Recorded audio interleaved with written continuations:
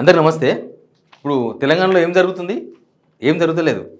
పలగొట్టుడు, తిట్టడము, దాడులు చేసడము, ఇంకా బెదిరించడం అవే జరుగుతుంది. ఇవన్నీ ఎవరు చేస్తున్నారు? యాక్చువల్గా అయితే పాతకాలంలో ఈ రౌడీలు, గూండాలు వాళ్ళు చేస్తుండ్రు. ఇప్పుడు ఎవరు చేస్తున్నారంటే అధికారంలో ఉన్నవాళ్ళు, అధికార పార్టీ సపోర్ట్ ఉన్నవాళ్ళు చేస్తున్నారు. ఎవరి మీదైనా కొడతారు. ఇంకా ఇప్పుడు నిన్న జరుగుతున్న దాడులు ఏంది? పాడి కౌశిక్ రెడ్డి కారు మీద దాడి, బీఆర్ఎస్ ఏంది ఎమ్మెల్యే క్యాంప్ ఆఫీస్ మీద దాడి కరీంనగర్లో, అంతకుముందు వరంగల్లో దాడి, ఇక్కడ దాడి, KCR MLA camp office, Gajwel MLA camp office అక్కడ దాడి, ధ్వంసం, పగలగొట్టేసారు. ఇంకా ఇట్లాంటివి నిత్యకృత్యం అయిపోయినాయి తెలంగాణలో. నిత్యకృత్యం ఎవరు చేస్తున్నారంటే చేస్తే అధికార పార్టీలు చేస్తున్నారు, లేకపోతే మొన్ననేమో బండి సంజయ్ మనుషులు చేసినారు కరీంనగర్లో. ఇది బీహార్, మరో బీహార్ చేస్తున్నారు అనమాట. బీహార్. సరే, అన్ని విషయాలు మాట్లాడదాం. ముందు సబ్స్క్రైబ్ చేయండి, షేర్ కూడా చేయండి. నిజానికి మన దగ్గర ఆ సంస్కృతి లేదు. మన దగ్గర మాటలు మాట్లాడతారు. ఇంకోటి ఏంటంటే అసలు తెలంగాణ సంస్కృతి ఏంటంటే దయ. ఓ తప్పులు చేసినా సరే ఆడ ఒక క్షమాపణ అడిగిందంటే కథం మాఫ్ అయిపోతే మొత్తం. కానీ ఇప్పుడు అట్లా లేదు. ఇప్పుడు డైరెక్ట్ అటాక్, కొత్త రాజకీయ సంస్కృతి. ఇదంతా ముఖ్యమంత్రి రేవంత్ రెడ్డి ముఖ్యమంత్రి అయిన తర్వాత వచ్చిన సంస్కృతి ఇది. అంతకుముందు కూడా ఇట్లాంటి అటాక్స్ లేవు. అయితే ఓ కేసు పెట్టుకుంటారు, లేకపోతే ఓ ధర్నా చేస్తారు, లేకపోతే సోషల్ మీడియాలో అటాక్ చేస్తారు. సోషల్ మీడియా దానిలో పోస్టులు పెడతారు. అంతేగాని ఇట్లా డైరెక్ట్ అటాక్ చేసుకోవడు, తర్వాత నామినల్ కేసులు, పెద్ద కేసులు కూడా కావు ఇవి.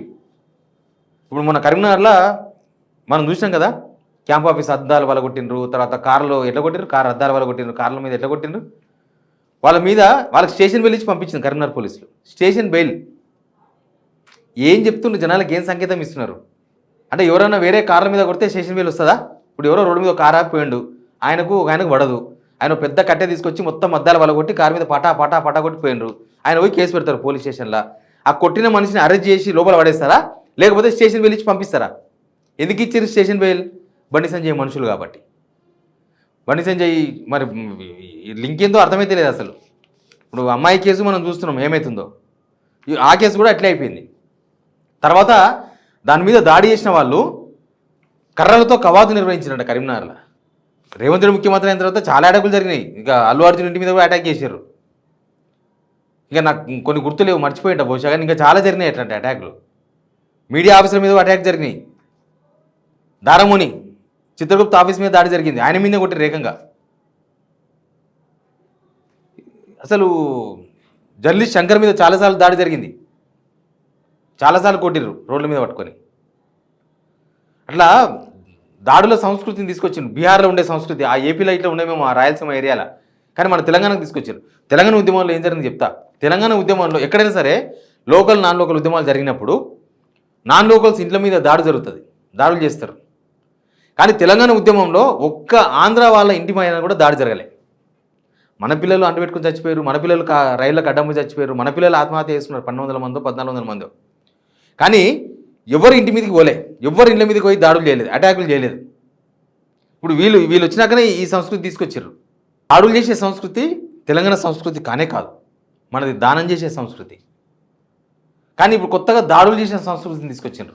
అవతల మనిషి ఇవతల పడకపోతే తన్నుడే, పోయి గుద్దుడే, పోయి అటాక్ చేసుడే, పోయి పలగొట్టుడే, పోలీస్ కేసులు కావు, ఏం కావు. ఇవన్నీ ఒకప్పుడు బీహార్లో జరిగేదంట. గుండారాజ్ అంటారు అక్కడ. గుండారాజ్ అంటే ఇక పోలీసులు వాళ్ళకే సపోర్ట్ చేస్తారు, గుండగాలకే సపోర్ట్ చేస్తారు, రాజ్యం గుండగాలకే సపోర్ట్ చేస్తుంది. ఆ రాజ్యంలో ఉండేదే మొత్తం గుండగాలు. ఇంకా వాళ్ళకి సామాన్య జనం ఉండదు, ప్రత్యర్థులు ఉండదు, ప్రత్యర్థి పార్టీలు ఉండవు, ప్రతిపక్ష పార్టీ ఏముండవు, ఎవరి మీదనే అటాక్ చేస్తారు. ఇప్పుడు ఆ సంస్కృతే నడుపుతున్నారు ఇక్కడ. మరి తెలంగాణ ఉద్యమంలో కూడా లేని సంస్కృతి ఇప్పుడు ఎందుకు?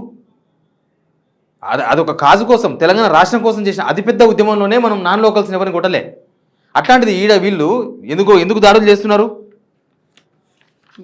ఇంకా కొత్త పంచాయతీలు, మతాలను తీసుకొస్తున్నారు, కులాలను తీసుకొస్తున్నారు. మతము కులము దేనికోసం తీసుకొస్తున్నారు? జనాలను రెచ్చగొట్టడానికి తీసుకొస్తున్నారు, యువతను పెడదో పట్టిస్తున్నారు. అసలు రాజకీయం అంటేనే ఇప్పుడు మొత్తం జుగుత్సాకరంగా మార్చారు.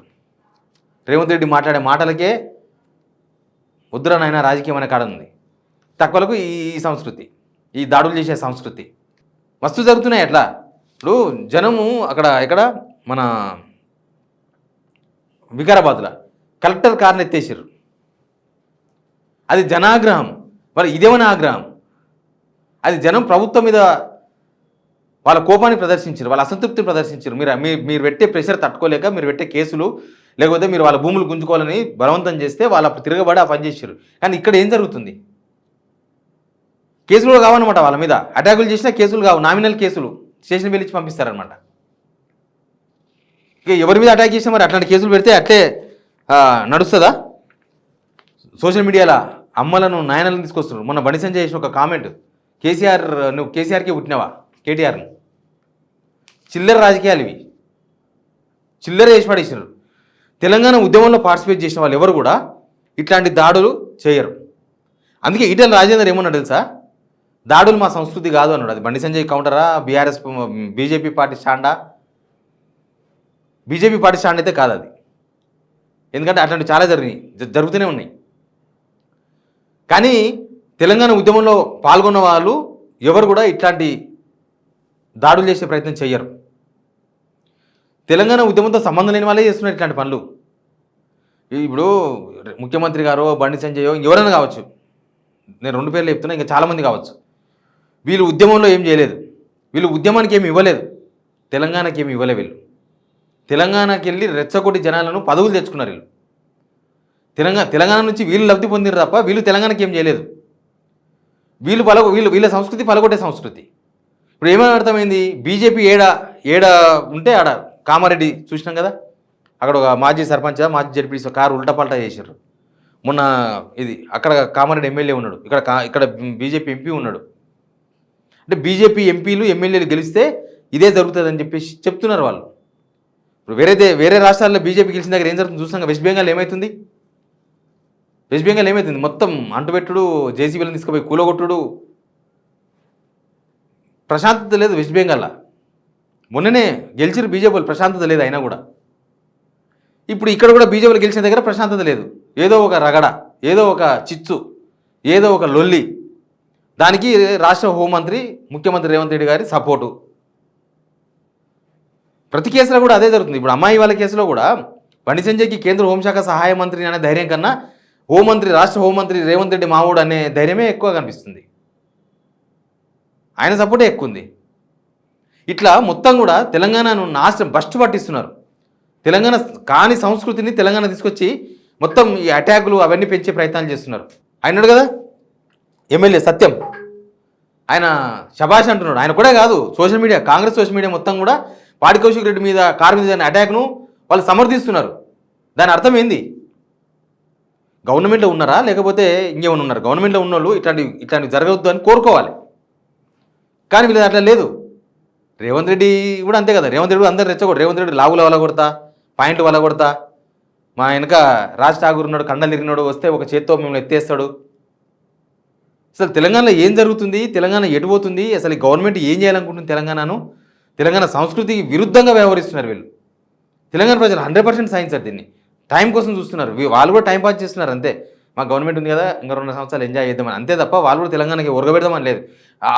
వాళ్ళకుండే ఇంట్రెస్ట్ ఏందో తెలంగాణ డెవలప్మెంట్ పైన, తెలంగాణ ప్రజలకు మంచి జరిగేదానిపైన, తెలంగాణ యువతకు ఉద్యోగాలు ఇచ్చేది దాని మీద పెట్టాలి. కానీ పక్తు రాజకీయాలు చేస్తున్నారు.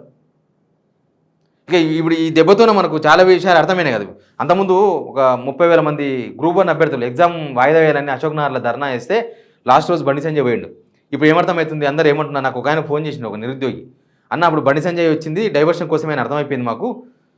ఇప్పుడు వీళ్ళంతా ఒకటే కదా, ఎట్లా మా కోసం ఎందుకు వస్తాడు బండి సంజయ్? జస్ట్ డైవర్షన్ కోసం వచ్చి మొత్తం డైవర్షన్ చేసిపోయిండు. వీళ్ళందరూ ఒకటే ఆయన చెప్తున్నాడు. ఇలా అర్థమవుతుంది. ఆ రోజు నుంచే బీజం పడ్డది, ఇదంతా పెద్ద కథ నడుస్తుందని చెప్తున్నారు. మనం ఈ సంస్కృతిని స్వాగతిద్దామా?